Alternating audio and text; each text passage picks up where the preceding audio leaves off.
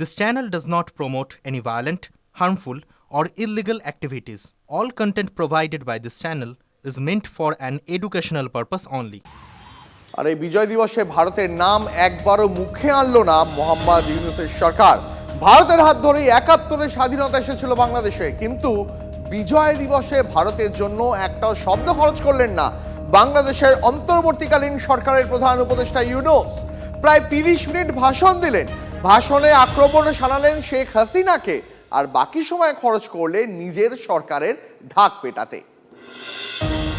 মোহাম্মদ ইউনূস বিজয় দিবসে ভারতের নাম না নিলেও মুক্তিযোদ্ধাদের মুখে প্রতিবেশী রাষ্ট্রের প্রশংসা। ভারতীয় সেনার সাহায্য ছাড়া বাংলাদেশের স্বাধীনতা পাওয়া সম্ভব হতো না। ফোর্ট উইলিয়ামে বিজয় দিবসের অনুষ্ঠানে ভারতকে কৃতজ্ঞতা জানিয়ে বললেন মুক্তিযোদ্ধা ব্রিগেডিয়ার জেনারেলরা। কট্টরপন্থীদের ভারত বিদ্বেষী মন্তব্যকে পাগলের প্রলাপ বলেও আক্রমণ করেছেন তারা। তিক্ততা কাটিয়ে দুই দেশের বন্ধুত্ব মসৃণ পথেই চলবে বলেও আশা প্রকাশ করেছেন তারা।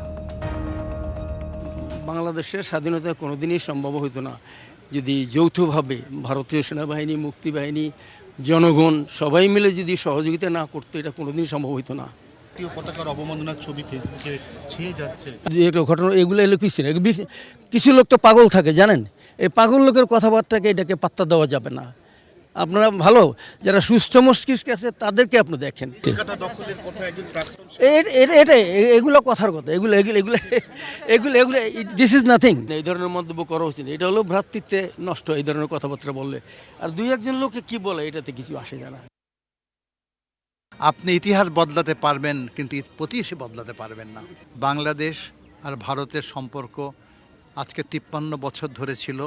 দুই একবার সম্পর্কের কিছুটা অবনতি হয়েছে, আবার আমরা সঠিক পথে চলে এসেছি। আমরা হোপ করি। HOPE 4টা শব্দ খুব important. Hope must be on the move.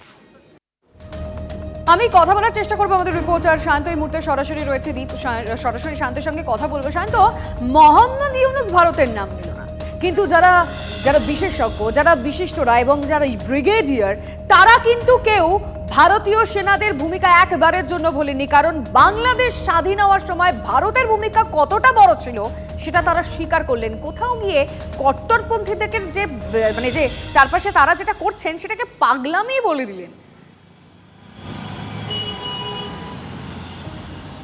একদমই। দেখো, বাংলাদেশের যে অন্তর্বর্তীকালীন সরকারের প্রধান উপদেষ্টা মোহাম্মদ ইউনূস, তিনি ভারতের নাম না নিলেও তার দেশের যে সেনাবাহিনীর কর্তা এবং যারা ৭১-এর যুদ্ধে লড়াই করেছিলেন মুক্তিযোদ্ধারা, তারা কিন্তু ফোর্ট উইলিয়ামে এসে একটা বিষয় পরিষ্কার করে দিলেন, ভারতের সঙ্গে তাদের সম্পর্ক কোথাও ছেদ হচ্ছে না, সম্পর্ক মসৃণ পথেই এগোবে।